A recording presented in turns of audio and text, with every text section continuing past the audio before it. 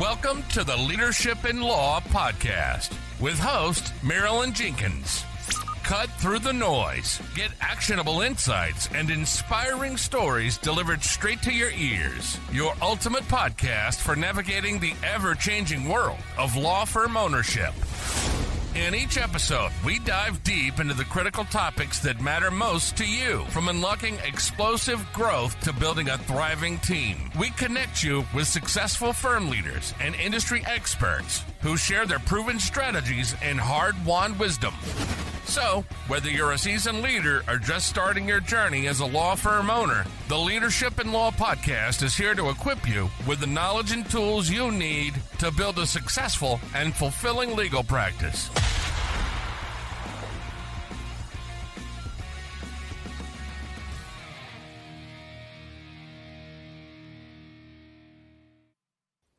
Welcome to another episode of the Leadership in Law podcast. I'm your host, Marilyn Jenkins.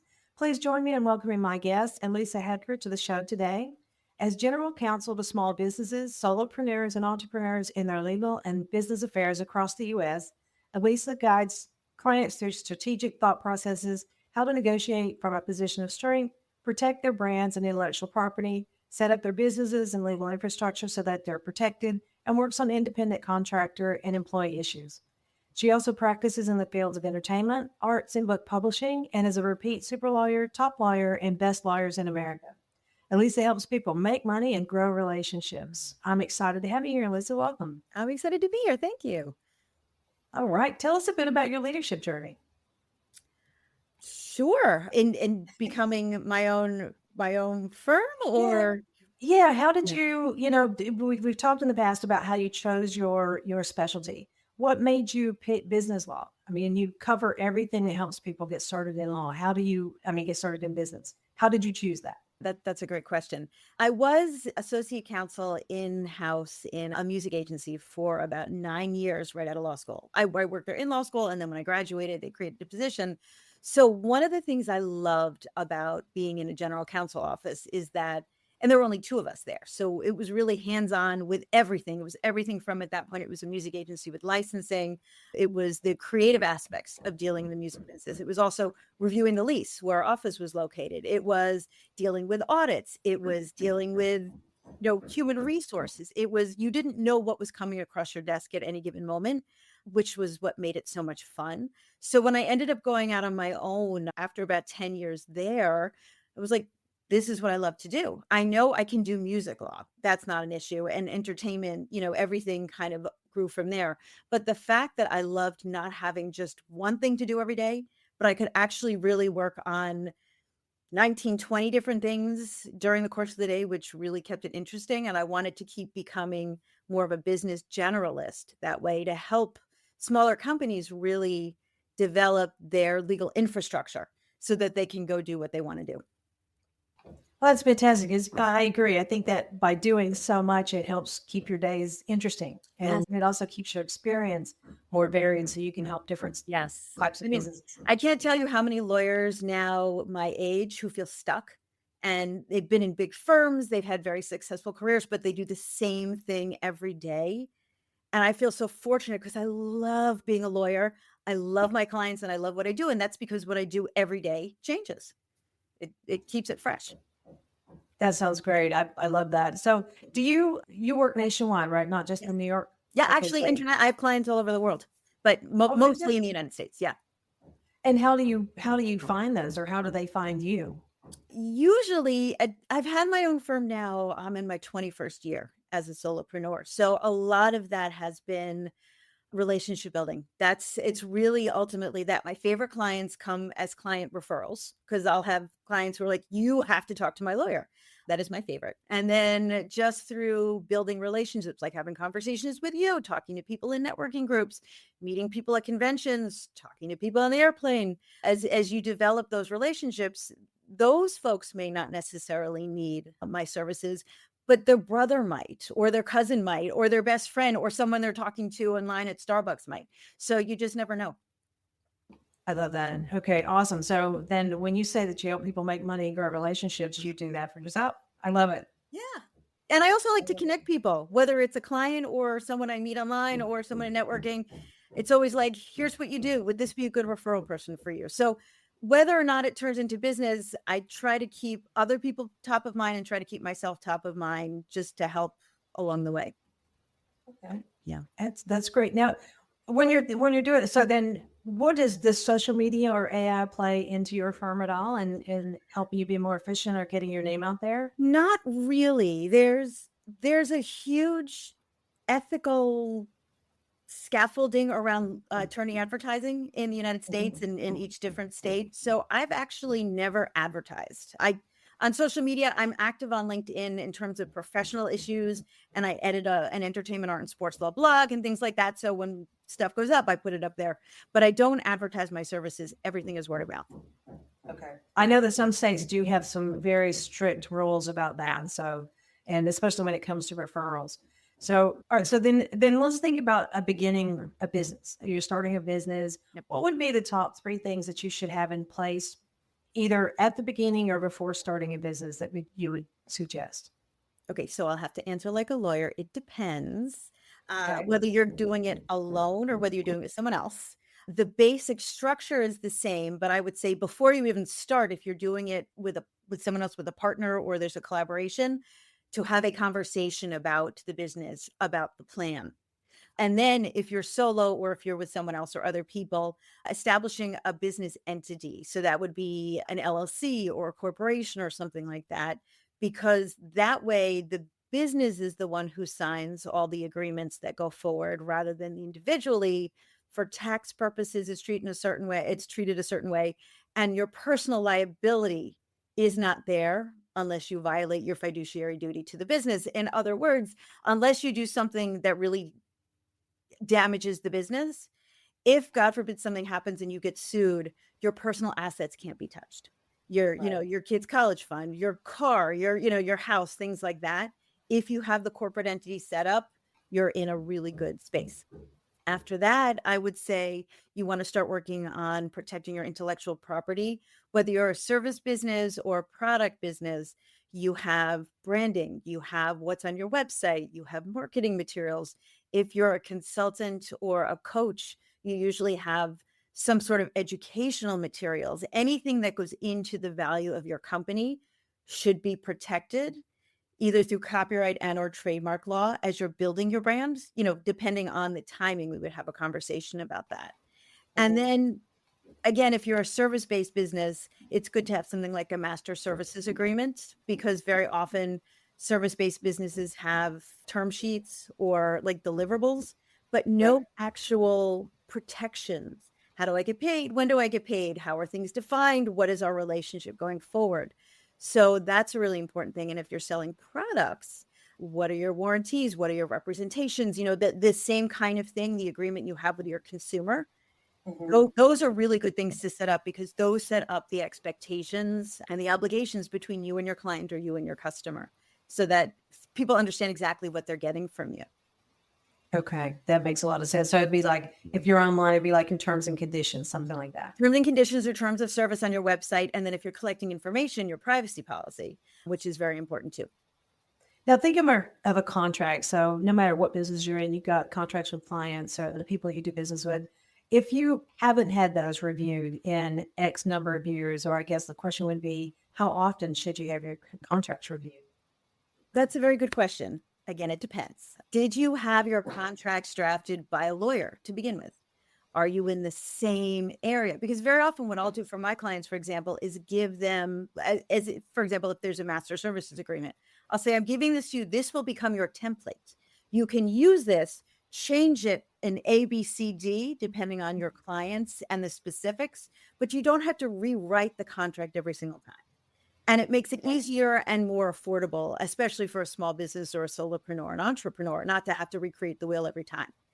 If you have a contract that you got from an online service, or that you cut and pasted from various different places, or it's not necessarily, your brother might have written it at some point, but your brother might be, I don't know why I keep going back to brothers, but your brother might be, a real estate lawyer, but you're, a business consultant.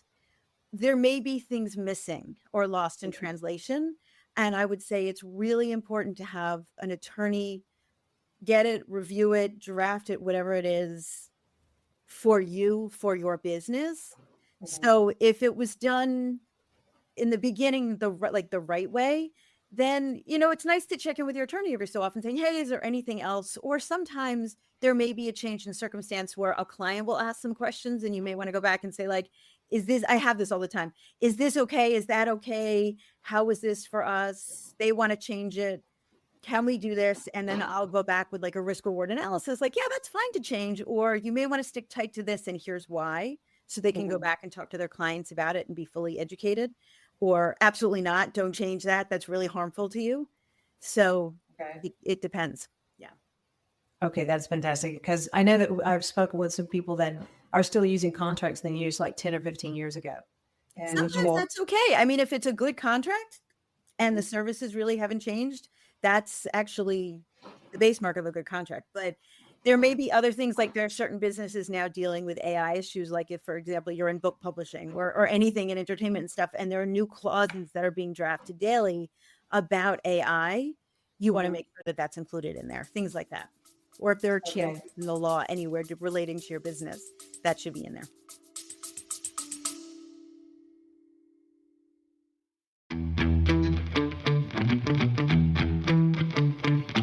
Are you a woman attorney running your own firm but feeling like you're on a never-ending treadmill? This podcast is sponsored by Wealthy Woman Lawyer, the business coaching company that's helped hundreds of women lawyers over the past 12 years, just like you, transform revenue-draining practices into wealth-generating machines. Their clients, including Brittany and Gianni, routinely break the seven-figure barrier while working fewer hours.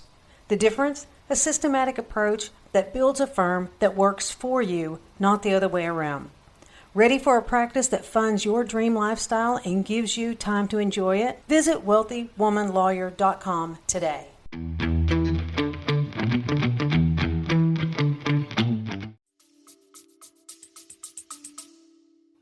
I see.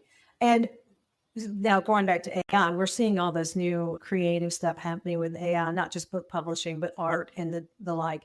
How are you helping those artists with trademarks or any of that? How is that playing out? Yeah, absolutely. With trademarks, with licensing, with copyrights. It's interesting because the U.S. Copyright Office has said that you cannot get federal protection under the Constitution, under the Copyright Act, if something's created through generative AI prompts. It's really depending on the amount of human interaction. So a lot of folks are creating art or creating music or creating, writing things, and they don't realize that they can't protect what they're doing. So if they put it out there and they're building a brand around it, or they're doing things and it gets copied, there's no way for them to protect it, which means there's no value in it for their business. Like in their marketing materials too, you have to be really careful, because sometimes also, if you're generating something, you're putting something in input, it comes out as someone else's output. There could be things that are substantially similar, but you can't sue on that, and you can't send cease and desist letters, and you can't say you have to stop using it because I own it, because you don't. So there's a lot of stuff about that. And same thing going in, if you're being commissioned to do something, whether it's music or art or a book or anything like that. A lot of times, if I'm drafting on the part of the commissioning party, I'll say nothing has been created by AI except maybe ideas, because I know that what I'm getting from you then I need to know that it's original. Right.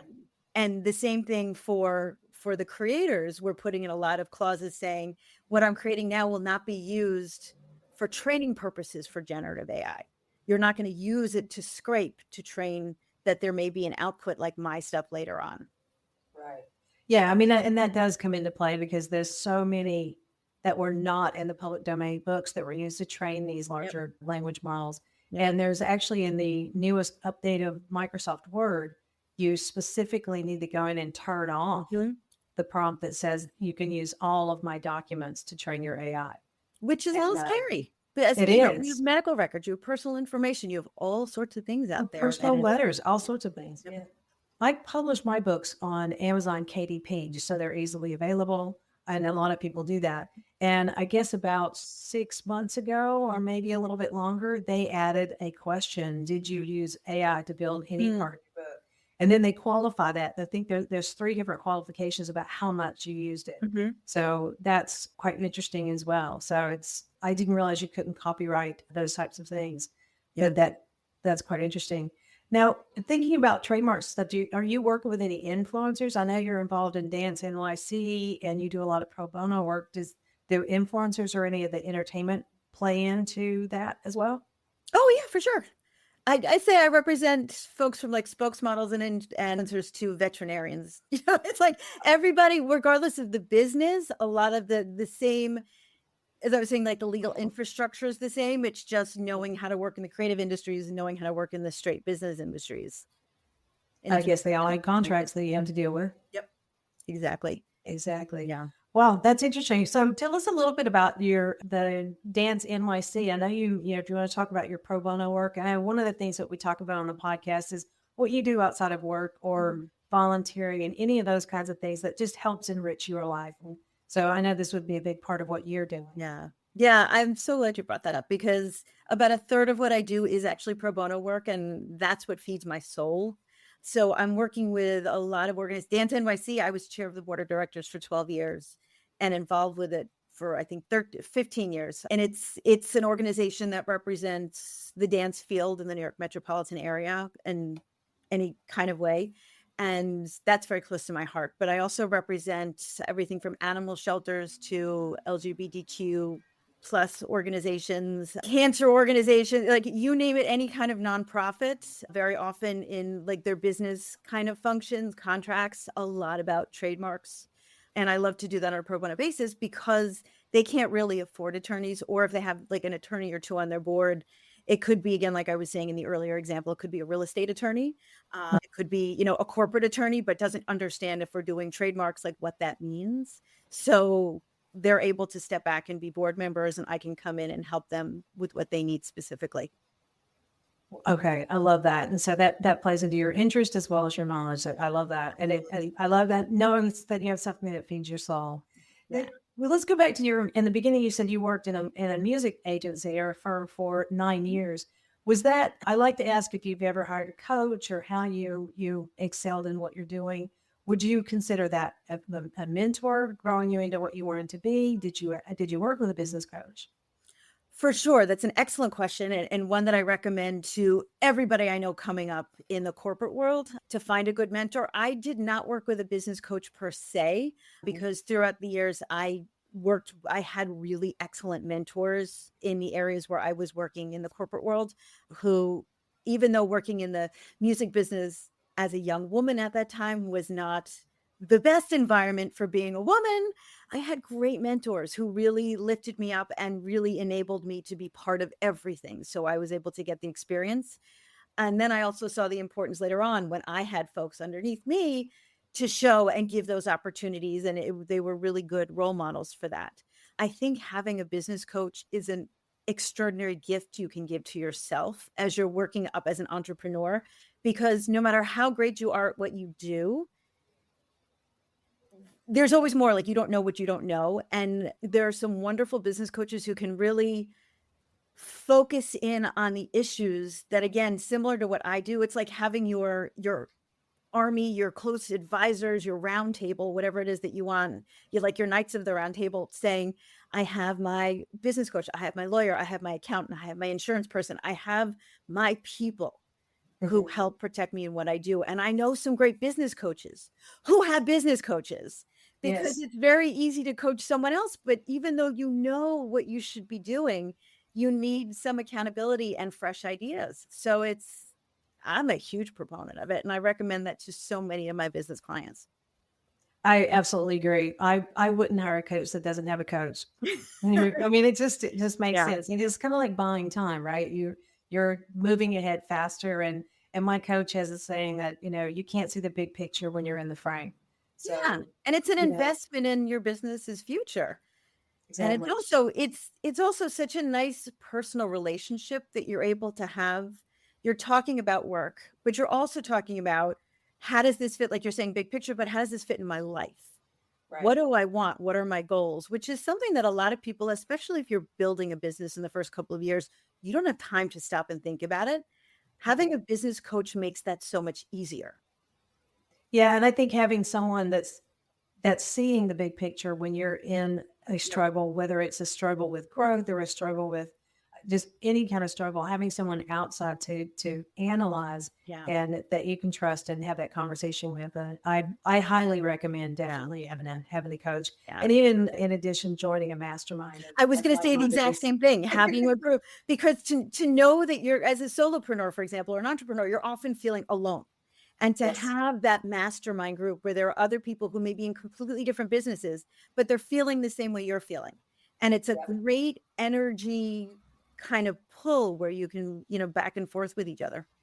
Yeah, and very like a member of our group calls it coming in open-handed, like you do a third of your work is pro bono, by being ready to share and share the experiences or share even the tools that you've come across that help make your life better or your business life better. So that's definitely advanced what I've been doing. Yeah. It is. It's very collaborative. I love that. So, I mean, looking at your work-life balance, you do pro bono work, you help clients all over the world, and you're doing something different every day. I love that. If you could look at, tell our listeners, say anything you want them to take away from this, what would be your thought that you'd like them to take away from the call? I would say okay. So this is advice my mom gave to me when I was young and going to take over the world and everything. And she always claims that she didn't come up with it, but it has resounded with me explicitly. You can do everything, but you can't do everything all at once.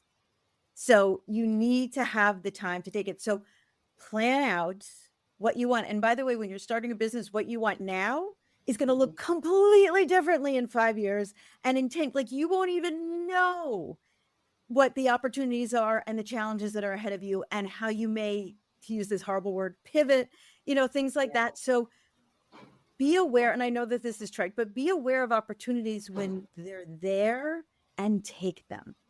Don't be so laser focused on what you think is your ultimate goal. If something else, like you don't know who's going to open your door or who you're going to see or who you're going to bump into on the street or where you're going to meet on a train, and be nice to the clerks, to the secretaries, to the flight attendants. Just be kind and just lead with respect. And I think that everything else flows from there. I absolutely agree. I love that you said be kind to people. I was in outside sales years ago in another life, and I show up, the guy I'm supposed to have a meeting with is running late. I'm sitting out front talking to the lady behind the desk. Turns out that was his mother.